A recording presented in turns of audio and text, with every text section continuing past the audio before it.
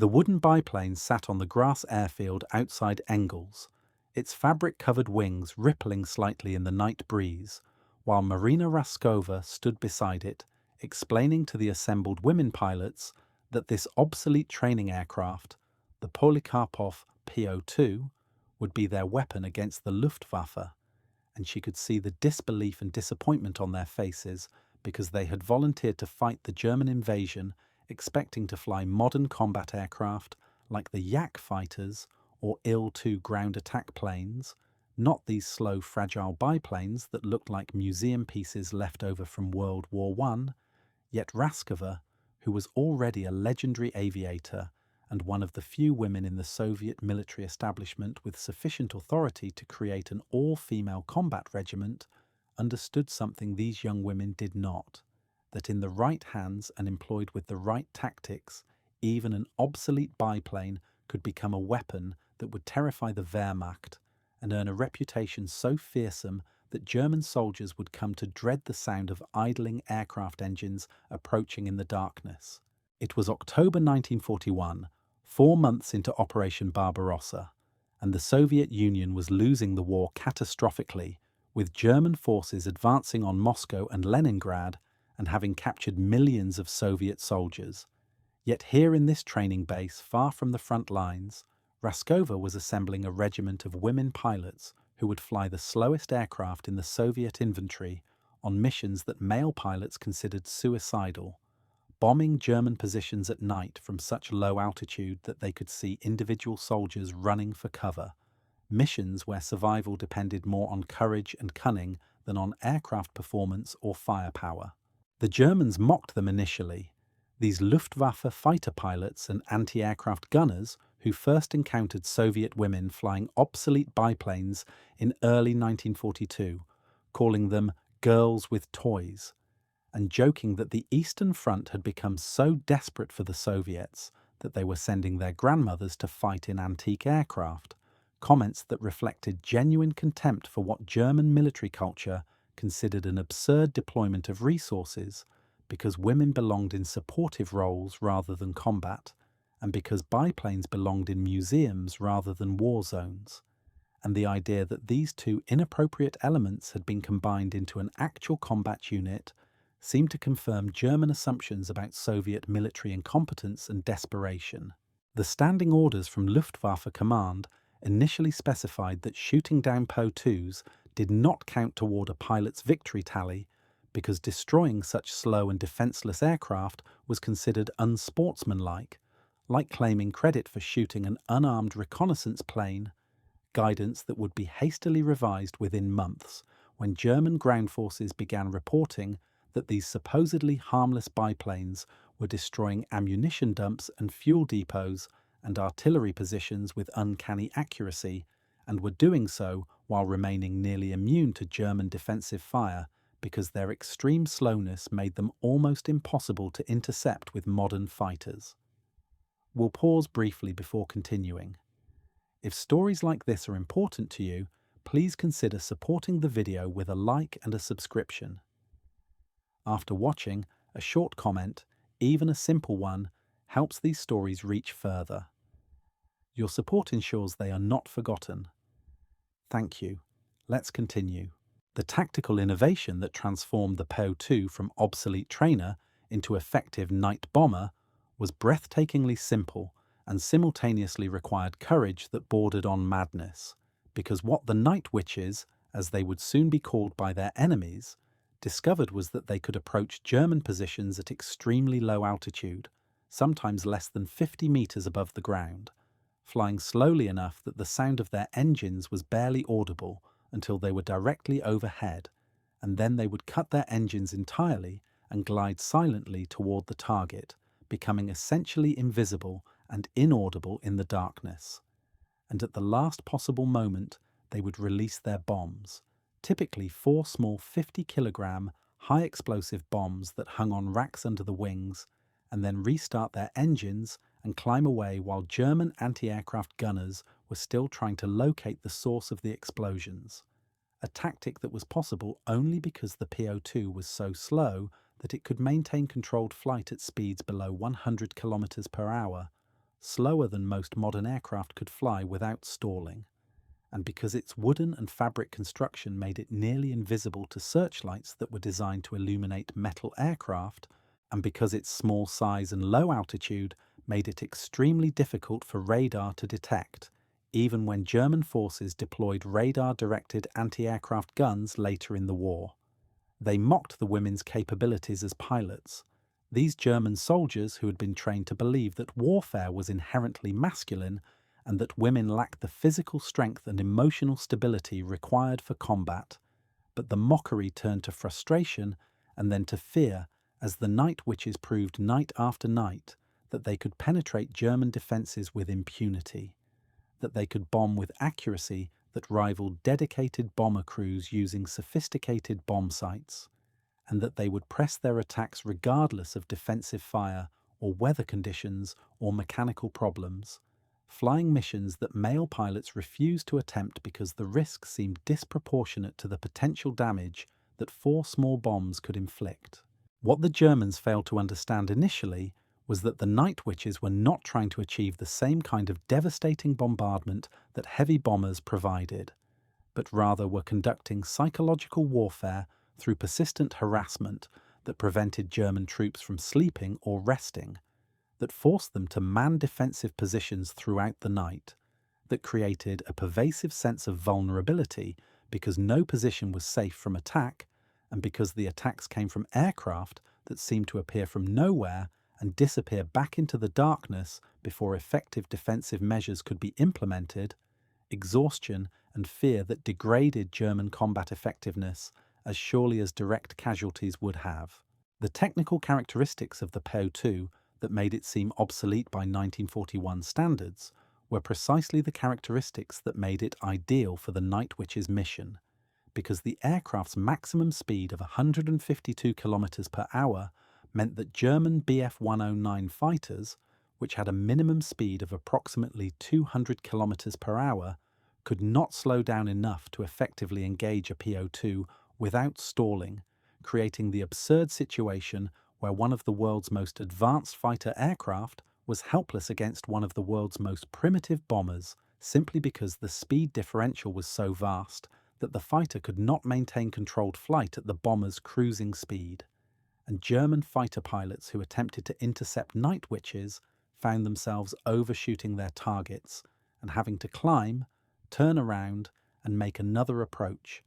by which time the PO-2 would have landed or hidden in ground clutter where the fighter's radar could not track it. The aircraft's wooden and fabric construction, which seemed like a liability when compared to metal combat aircraft, actually provided significant advantages in survivability, because bullets and shell fragments would pass through the fabric without causing catastrophic damage, the way they would if they struck metal structural members, and because wooden spars could absorb damage that would shatter aluminum, meaning that PO-2s routinely returned from missions with dozens of bullet holes in their wings and fuselage but still flying normally, damage that would have destroyed metal aircraft, but that could be repaired by ground crews using fabric patches and wood glue, maintenance so simple that it could be performed at forward airfields with minimal equipment. The mission profile that the Night Witches developed through trial and error involved flying multiple sorties per night, with individual pilots sometimes completing 8 or 10 bombing runs in a single night shift, taking off, flying to the target area approximately 30 kilometers from their airfield, bombing, returning, landing, reloading bombs and fuel, and immediately taking off again, a cycle that could be repeated throughout the hours of darkness because each sortie lasted only 20 to 30 minutes, and because the PO-2's simple construction meant that it required minimal maintenance between flights, creating a tempo of operations that was exhausting for the pilots, but that maximized the harassment effect on German forces, who found themselves under almost continuous attack throughout the night. A navigator named Nadezhda Popova, who flew 852 combat missions during the war and whose memoir provides detailed accounts of Night Witches operations, described the physical and mental demands of flying 8 sorties in a single night, writing that by the 4th or 5th mission exhaustion made it difficult to focus on navigation, that the cold at altitude numbed her fingers and made it hard to handle the bomb release mechanism. That fear became cumulative with each mission as she calculated the statistical likelihood that eventually German defensive fire would find her aircraft, yet she and her pilot would complete the full schedule of missions, because turning back or refusing to fly would mean letting down the other crews and would mean that German soldiers would get a night of rest that they did not deserve. The navigator's role in a Night Witch's crew was particularly demanding because the PO2 carried no sophisticated navigation equipment, no radio beacon receivers or gyro compasses or radar, only a magnetic compass and a map, and the navigator's ability to recognize landmarks in darkness, which meant that navigation was accomplished through dead reckoning and visual identification of rivers and roads and villages that could be distinguished in moonlight or starlight, and mistakes were common especially on cloudy nights when visual references were obscured, leading to situations where crews would bomb the wrong target or become lost and have to land at unfamiliar airfields, or, in the worst cases, run out of fuel and crash land in no man's land between Soviet and German lines. Survival depending on whether they landed closer to their own forces than to the enemy. The psychological pressure of being responsible for navigation while sitting in an open cockpit exposed to freezing wind and defensive fire, knowing that errors could result in bombing friendly forces or wasting bombs on empty fields, was intense enough that some navigators developed stress-related illnesses, though most persisted because the alternative was acknowledging weakness in a military culture that valued toughness and endurance above all else. The German response to the Night Witches evolved from initial dismissive contempt through frustrated attempts to develop effective countermeasures to eventual grudging respect combined with superstitious fear, because after months of experiencing nightly raids that they could neither prevent nor effectively counter, German soldiers began attributing almost supernatural abilities to these Soviet women pilots, believing that they could see in the dark, that their aircraft were silent, that they were essentially invisible, beliefs that were not literally true, but that reflected the psychological reality that the Night Witches seemed able to appear without warning and strike targets with precision that seemed impossible given the primitiveness of their equipment. The nickname Nachthexen or Night Witches, which German soldiers coined sometime in early 1943, captured this mixture of fear and superstition, because witches in Germanic folklore were malevolent supernatural beings who operated at night and who could not be killed by conventional means, attributes that seemed to match the experience of trying to defend against PO2 attacks, where defensive measures that worked against conventional bombers proved ineffective, and where the women pilots seemed to survive encounters that should have been fatal. The specific sound signature that Night Witches' attacks created became so psychologically significant that German soldiers claimed they could distinguish between different PO2s based on subtle variations in engine noise, and that they developed almost Pavlovian fear responses to the characteristic sound of Shvetsov M11 5-cylinder radial engines idling at low power, a sound that one German veteran described as similar to a broom sweeping across wooden floorboards, quiet and sinister, and absolutely terrifying because it meant that bombs would fall within the next few seconds, and there was nothing anyone could do except take cover and hope.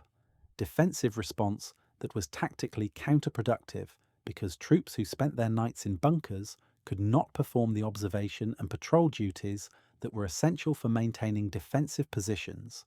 meaning that Night Witches' attacks degraded German defensive capability even when they did not cause significant physical damage. The armament limitations of the PO2 meant that each aircraft could carry only 200 kilograms of bombs, typically 4 50-kilogram high-explosive bombs, or occasionally a mix of incendiary and fragmentation bombs depending on the target,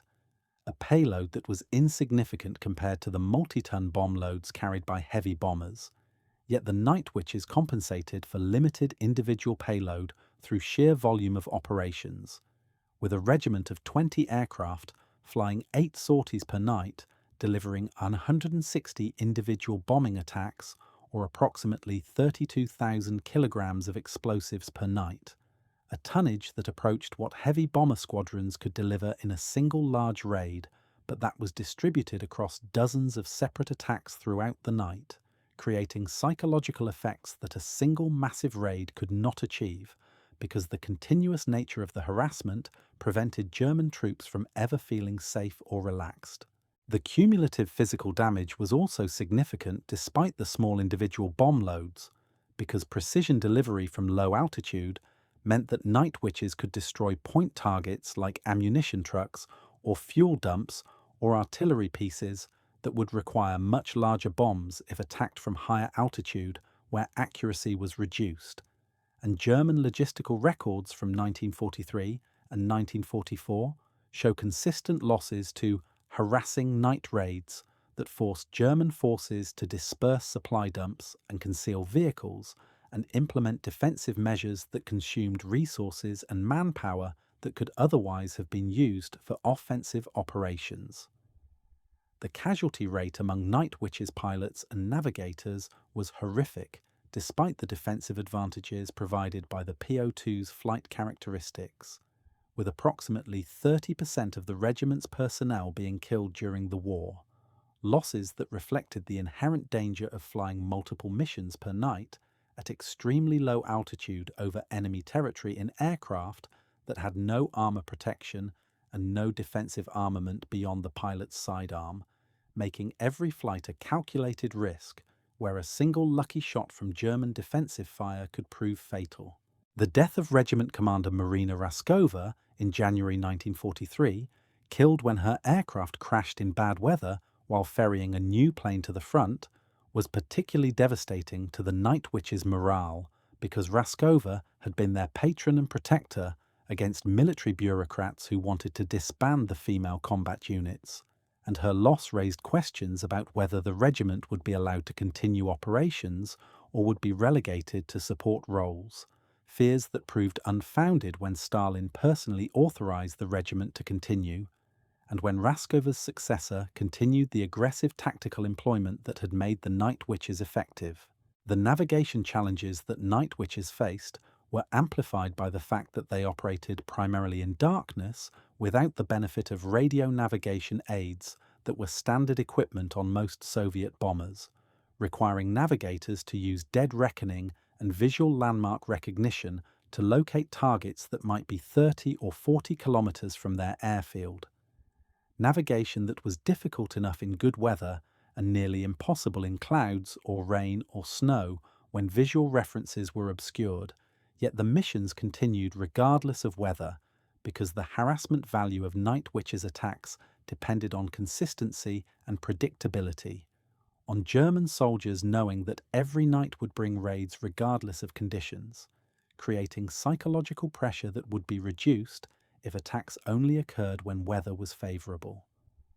The result was that Night Witches crews flew in conditions that grounded other Soviet bomber units, navigating by compass and elapsed time and occasional glimpses of terrain features when clouds broke,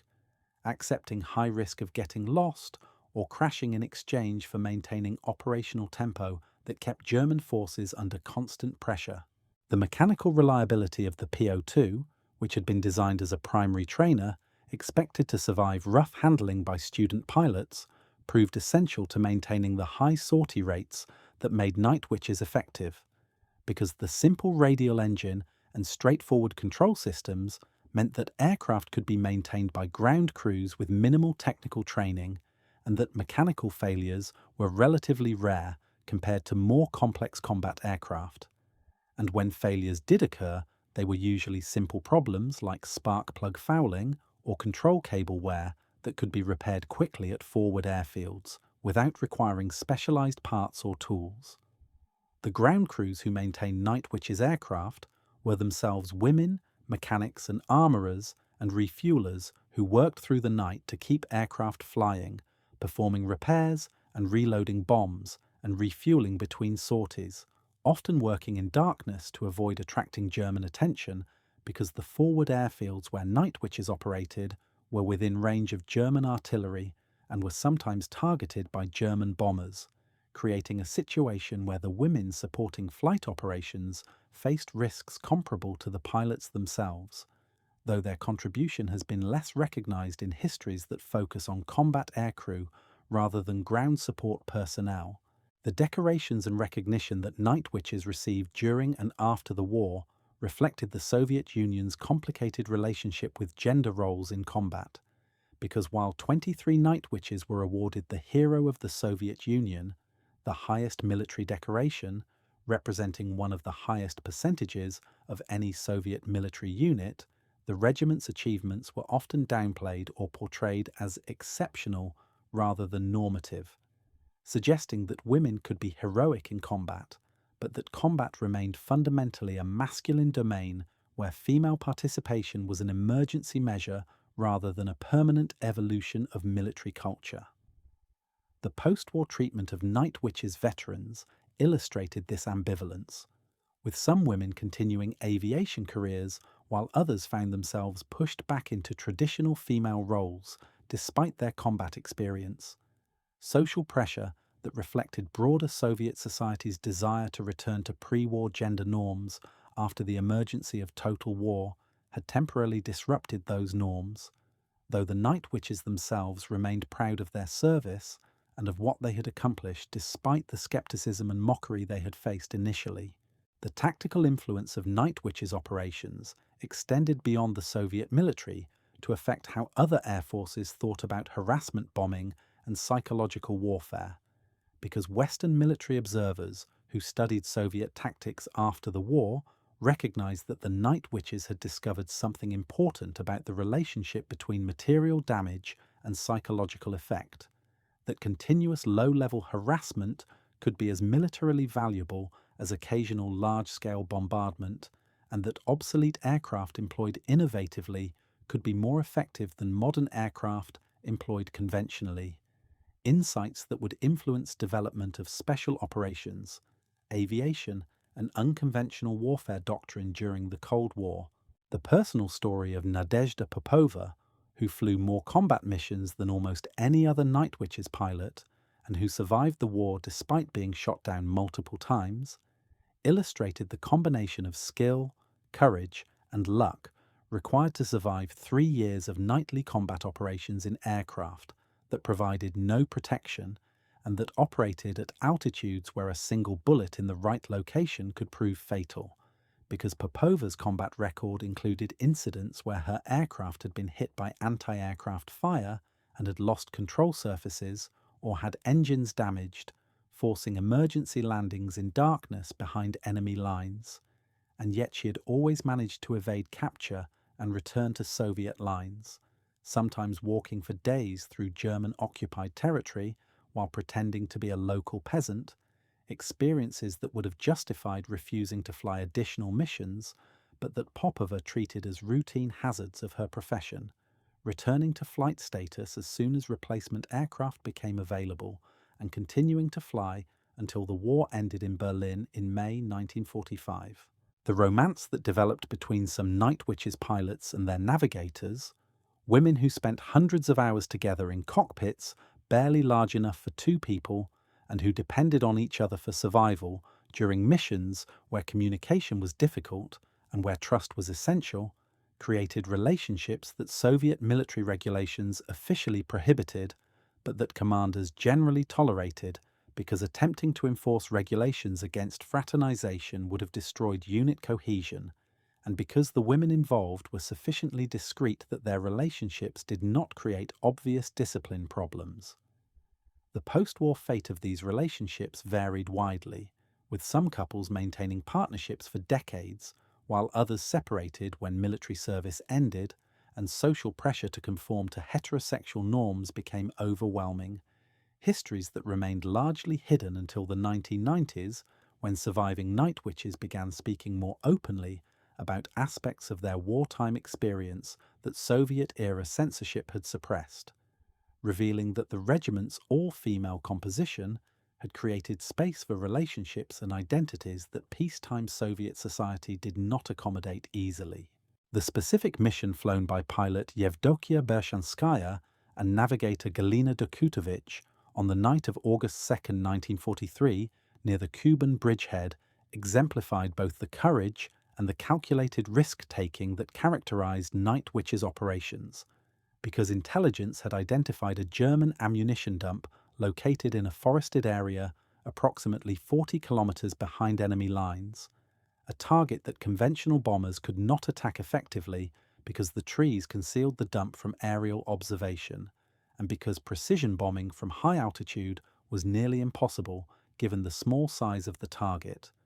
But that was ideal for Night Witch's tactics because they could fly below the treetops and release bombs directly onto the dump from an altitude of less than 50 meters, though this approach required navigating through darkness over unfamiliar terrain and then locating a camouflage target that would be virtually invisible until they were directly overhead. And if they made a navigational error, or if German defenders had anticipated the attack and positioned anti-aircraft guns around the dump, the likelihood of survival was minimal. Bershanskaya and Dokutovich made 3 passes over the target area before Dokutovich was confident she had identified the correct location based on the pattern of access roads and the shape of the clearing, and on their 4th approach, they cut the engine and glided silently toward what Dokutovich believed was the ammunition dump, releasing their 4 bombs in quick succession, and then restarting the engine and climbing away while massive secondary explosions lit up the night sky behind them, confirming that they had hit the target and that the ammunition stored there was detonating sympathetically. Explosions so large that they were visible from the Night Witch's airfield 40 kilometers away,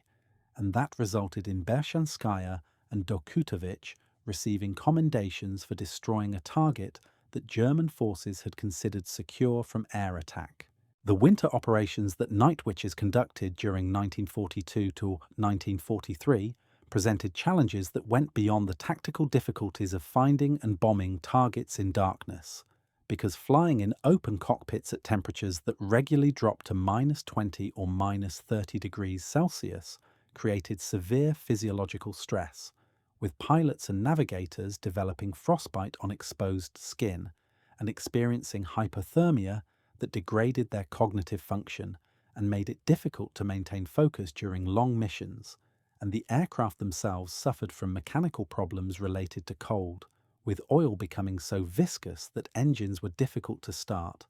and with control cables freezing in their guides and making the aircraft difficult to fly. Problems that were managed through a combination of technical adaptations, like using different oil formulations, and operational procedures, like keeping engines running between sorties to prevent them from cooling completely.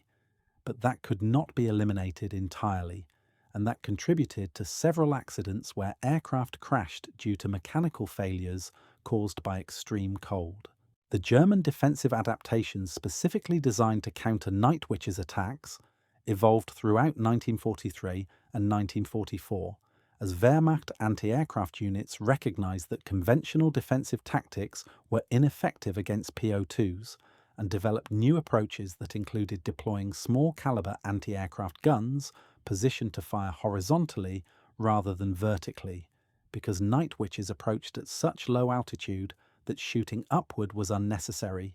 using searchlight teams trained to sweep at low angles where they might catch the fabric-covered aircraft in their beams,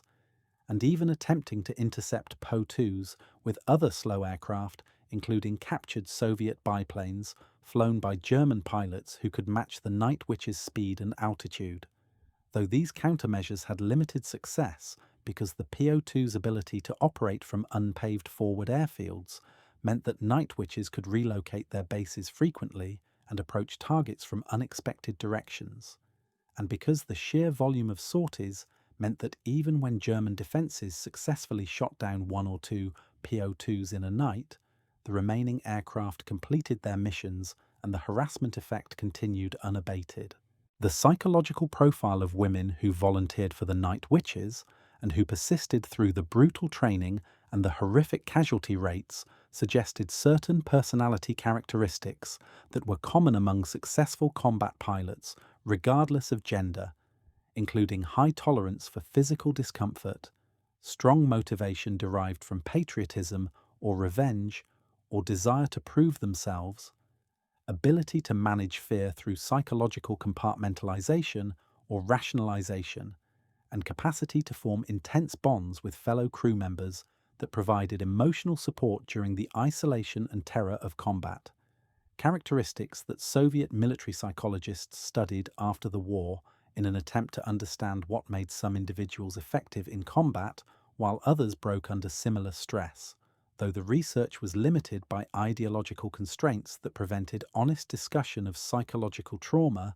and by Soviet reluctance to acknowledge that combat could cause permanent psychological damage rather than merely testing and strengthening character. The armourer crews who loaded bombs onto Night Witch's aircraft between sorties worked under intense time pressure because each aircraft needed to be rearmed and refueled within approximately 10 minutes to maintain the sortie rate that made harassment effective,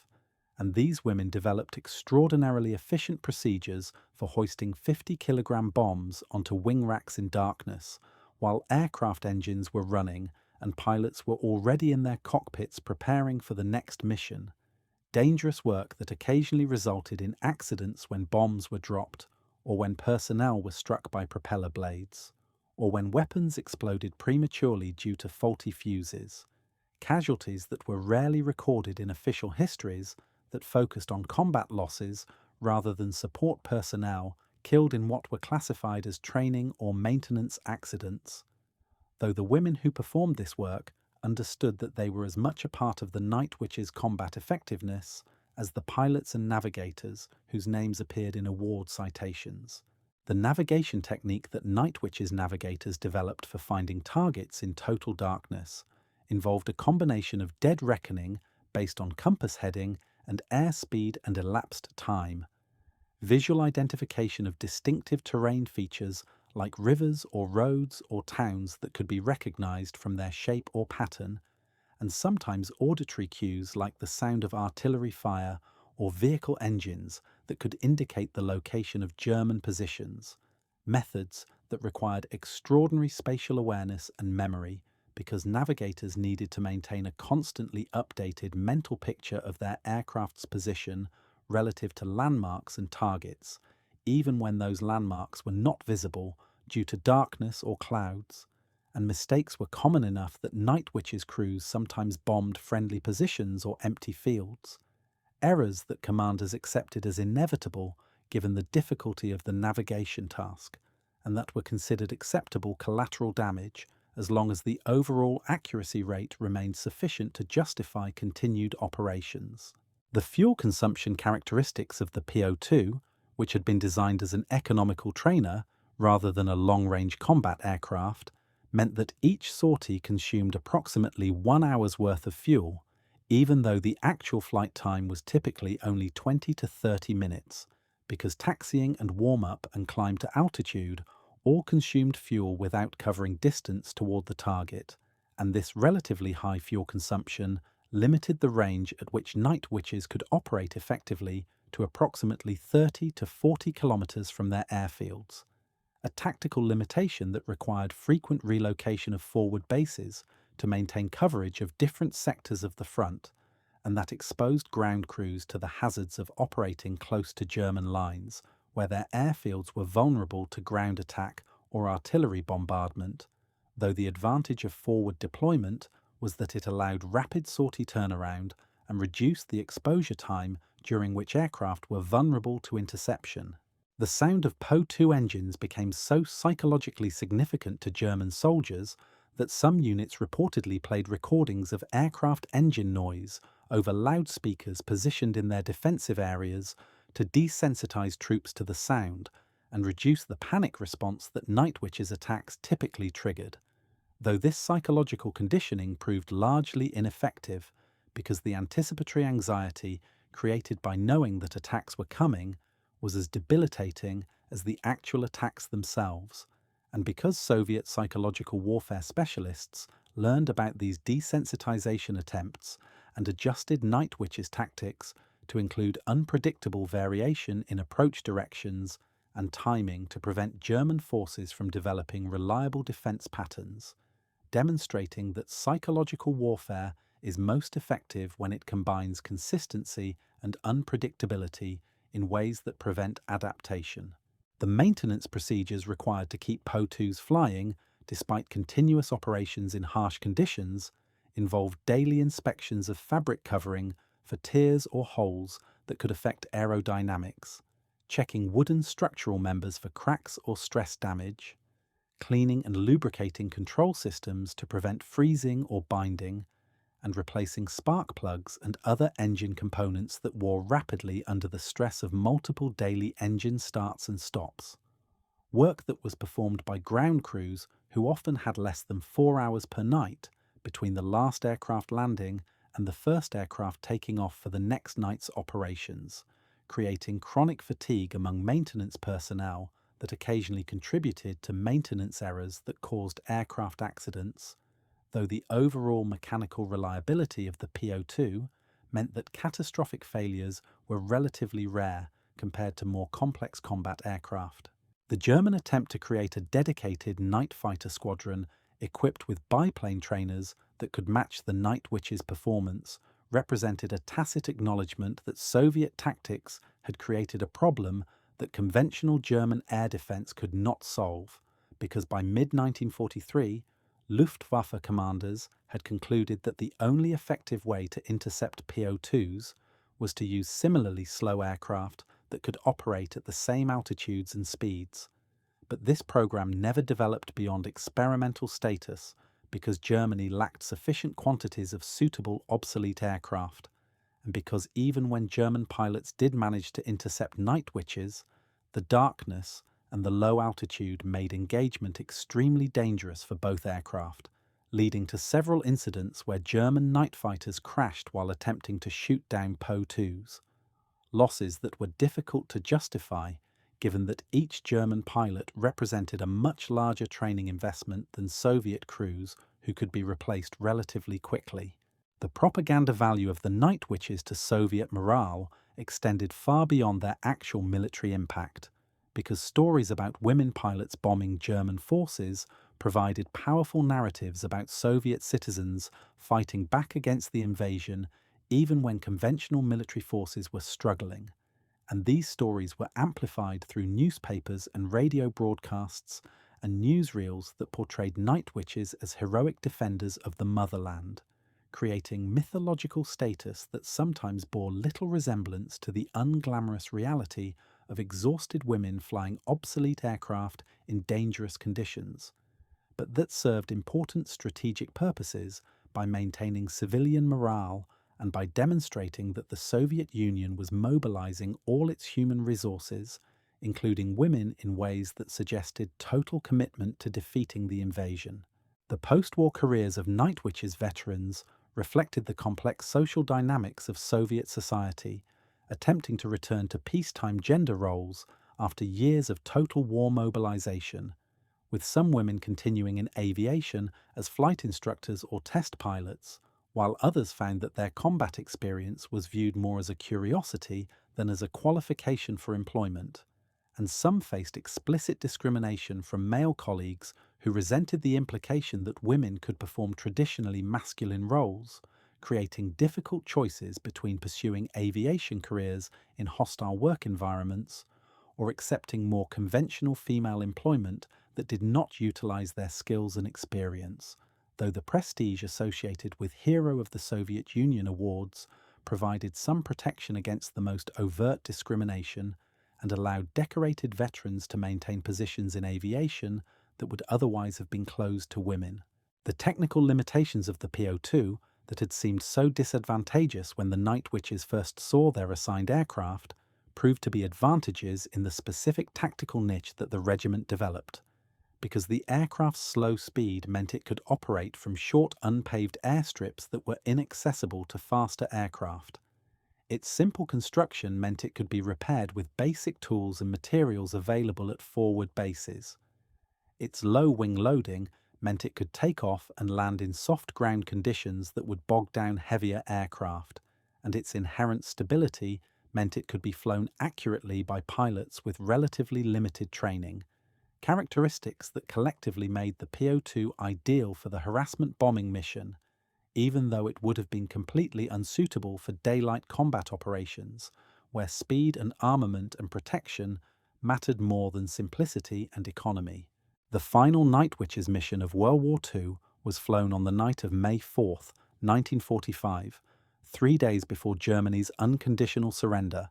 when Po-2s from the 46th Guards Night Bomber Aviation Regiment, as the unit had been redesignated in recognition of its combat performance, bombed German positions outside Berlin that were among the last pockets of resistance holding out against Soviet forces closing in on the Reich capital. And the crews who flew this mission understood that it represented the culmination of 3 years and 8 months of continuous combat operations, during which the regiment had flown over 24,000 sorties and dropped over 3,000 tons of bombs, and during which 30 of their comrades had been killed in action, statistics that placed the Night Witches among the most actively engaged Soviet combat units of the entire war, and that validated Marina Raskova's original vision that women could perform effectively in combat aviation roles if given proper training and equipment and leadership. The comparison between Night Witches tactics and modern special operations aviation reveals remarkable parallels, because contemporary military forces conducting unconventional warfare still employ the same basic principles that the Night Witches discovered through trial and error, using slow, quiet aircraft to achieve surprise, accepting vulnerability in exchange for stealth, prioritizing psychological impact over material destruction, and exploiting enemy assumptions about what constitutes a credible military threat, principles that have been refined with modern technology like night vision equipment and precision-guided munitions, but that remain fundamentally unchanged from what Soviet women pilots practiced with obsolete biplanes in 1942,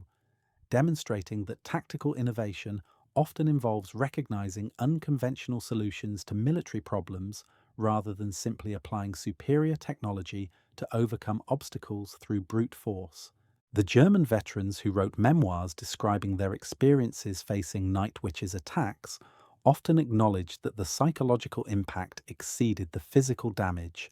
describing how the nightly raids created cumulative stress that degraded combat effectiveness through sleep deprivation and constant anxiety. How soldiers became reluctant to leave protective positions even when tactical requirements demanded movement,